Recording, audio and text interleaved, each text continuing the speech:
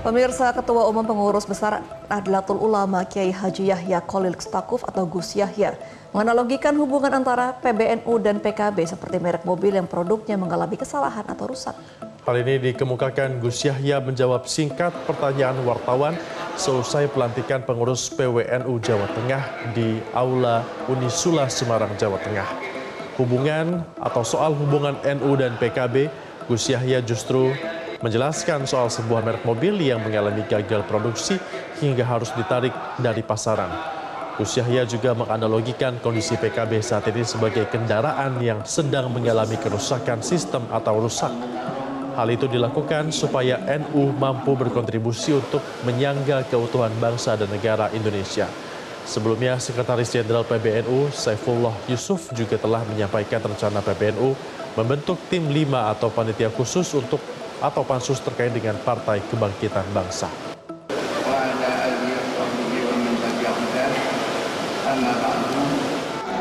Ini ya, itu kemarin kan ada Toyota itu memproduksi mobil, sudah dilempar ke pasar, sudah laku, ternyata ada kesalahan sistem di mobil itu, maka ditarik kembali produknya untuk diperbaiki sistemnya, gitu ya.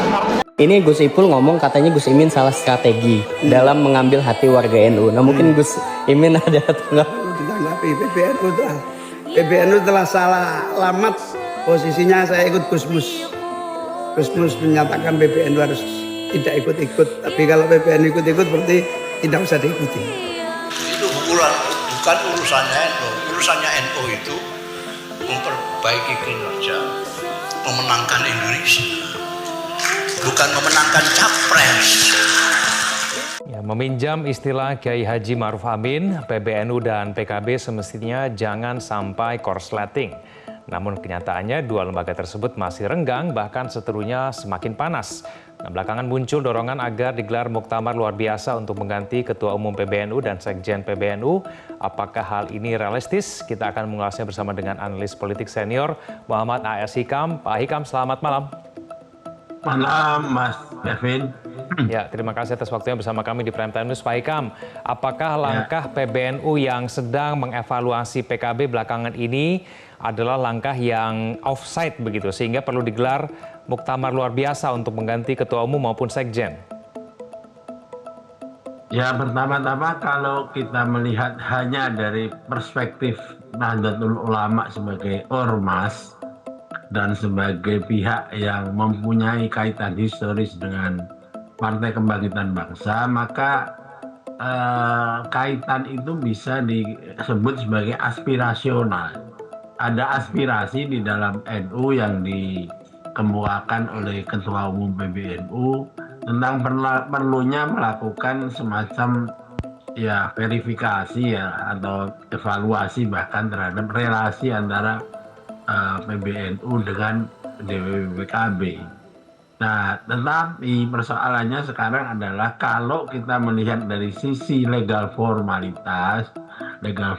antara kedua lembaga atau kedua entitas ini, maka aspirasi tadi itu ya memang berhenti pada aspirasi yang ada di wilayahnya PBNU. Tidak bisa kemudian ini ditindaklanjuti dengan misalnya saja pengambil alihan DPP PKB atau PKB hanya karena dulu pernah mendirikan. Karena kalau kita ingat statementnya Gus Yahya Stakuf sendiri tahun 2023, waktu itu mengatakan bahwa NU itu memang memfasilitasi pendirinya DPP PKB secara resmi lewat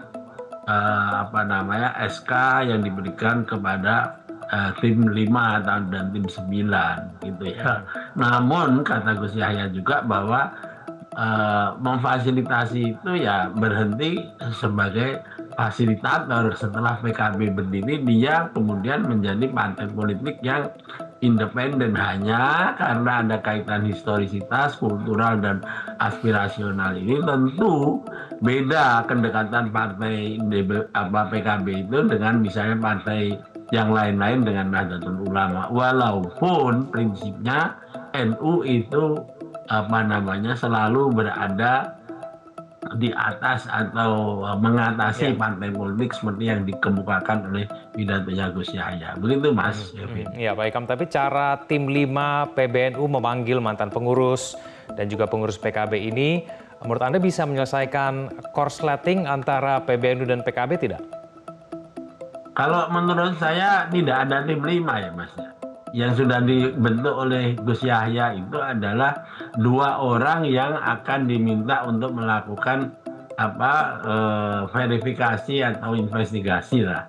Sementara yang dimaksudkan dengan pansus tim 5 itu kan yang dikatakan oleh Sekjen PBNU Gus Ipul, dan ternyata bukan itu. Nah, nanti apa yang dihasilkan oleh 2 tokoh ini, Kiai Anwar Iskandar dan Gus Amin Said, itu nanti akan dibicarakan oleh pimpinan PBNU untuk kemudian diambil keputusan. Jadi ini bukan tim 5 Mas, menurut saya. Ya, tapi memanggil mantan pengurus, lalu kemudian menanyakan verifikasi sejarahnya seperti apa PKB dan kemudian PBNU ini, menurut Anda justru menyelesaikan masalah atau justru membuat masalahnya semakin runcing di antara kedua institusi ini, begitu kalau saya bisa katakan? Kalau menurut saya, jika cara seperti itu diambil secara adil, mungkin masih bisa positif. Masalahnya kemudian apabila pemanggilan itu tidak fair, dan kemudian isi dari pemanggilan itu, materi yang ditanyakan itu adalah urusan rumah tangga dari Partai Kebangkitan Bangsa sendiri, itu yang justru tidak akan produktif, malah counterproduktif. Nah, kita sedang menunggu apakah PBNU ini juga akan memanggil misalnya pimpinan PKB yang masih efektif saat ini, misalnya Sekjen atau Ketua Umum PKB, dan kemudian bisa memberikan penjelasan-penjelasan yang tidak berurusan dengan persoalan yang sangat internal. Kalau saya melihat apa yang dibukakan oleh mantan Sekjen itu, Saudara Lukman Edi, itu justru tidak produktif Mas. Karena apa? Karena itu yang diomongkan itu adalah keputusan internal partai yang resmi lewat muktamar. Kalau hanya sebagai informasi nggak ada apa-apa, tetapi kalau dipakai sebagai alasan yang lebih dari sekedar pengumpulan informasi, itu nanti bisa terjadi salah paham yang berikutnya, atau yang disebut oleh Wapres itu sebagai konslet itu tadi. Pak Ikam, jadi menurut Anda bagaimana kemudian cara untuk menyelesaikan permasalahan antara PBNU dan PKB ini? Kalau saya itu termasuk orang yang optimis bahwa sebetulnya Nahdlatul Ulama itu adalah ormas Islam yang mempunyai tradisi sangat bagus di dalam soal resolusi konflik yang tentu kita semua sebagai publik di Indonesia ini sudah tahu, yaitu metode tabayun. Dan tabayunnya bagaimana? Tabayunnya menurut saya ya para masyayikh di dalam PBNU dan kemudian masyayikh yang ada di PKB itu bertemu dan memberikan fasilitasi untuk mengawal perundingan atau dialog antara 2 pimpinan dari 2 entitas ini, dan tanpa menggunakan publikasi yang terlalu vulgar lah di media massa. Saya kira dengan model tabayun itu nanti akan terang sebetulnya aspirasi apa yang kemudian harus diambil atau dilaksanakan oleh PKB, dan sebaliknya juga aspirasi DPP PKB terhadap Nahdlatul Ulama, begitu Mas. Pak Ikam, tapi masih mungkin tuh terjadi tabayun itu. Kalau misalnya kita lihat kondisi sekarang kan ada saling sindir begitu. Nah, melihat kondisi seperti ini masih mungkin tabayun itu, Pak Ikam? Selalu ada kemungkinan ya bahwa sekarang ini kelihatannya memanas atau bahkan lebih memanas, itu kan karena pertama ya tentu mereka itu kan orang-orang muda. Jadi kadang-kadang kemudian ya mereka kalau menggunakan wacana di publik begitu, kadang-kadang ya semakin lama semakin mudah untuk kemudian mengucapkan kata-kata yang menggunakan diksi-diksi yang semakin malah membuat kesalahpahaman makin tinggi. Yang kedua, juga kadang-kadang tidak produktif juga kalau terlalu banyak menggunakan media massa. Ya, karena apa? Media massa tentu mempunyai logikanya sendiri dan mempunyai kepentingannya sendiri. Jadi tidak bisa mengharap misalnya si A ngomong tertentu kemudian disiarkan oleh media massa persis seperti yang diinginkan oleh si A. Kadang-kadang ada yang disebut distorsi karena ada juga yang namanya agenda setting dari media massa. Apalagi zaman sekarang yang menggunakan sosial media ini malah semakin sulit dikontrol. Oleh karena itu saya kira diminta dari kedua pimpinan dua entitas itu untuk lebih cooling down dulu. Kemudian mencari upaya-upaya rekonsiliasi dan memberikan semacam jalan untuk agar supaya tabayun tadi itu bisa dilaksanakan. Kalau saya masih optimis, Mas. Ya, mulai muncul agenda-agenda seperti muktamar luar biasa, mengganti ketua umum dan sekjen. Menurut Anda ini realistis tidak sih agenda ini? Ya, kalau menurut saya seperti kemarin ada demo itu ya, bisa dilihat secara positif bahwa itulah yang sedang muncul di akar rumput Nahdlatul Ulama. Ada keinginan-keinginan yang seperti itu. Tetapi secara negatif, hal itu berarti sama saja dengan yang saya katakan tadi, yaitu berlebihan karena akan mengganggu upaya untuk membuat resolusi konflik. Coba bayangkan ya Mas ya, kalau kemudian demo yang kemarin itu memunculkan, ya semoga tidak, memunculkan reaksi dari yang kontra dengan mereka, kan akhirnya malah repot sendiri kan.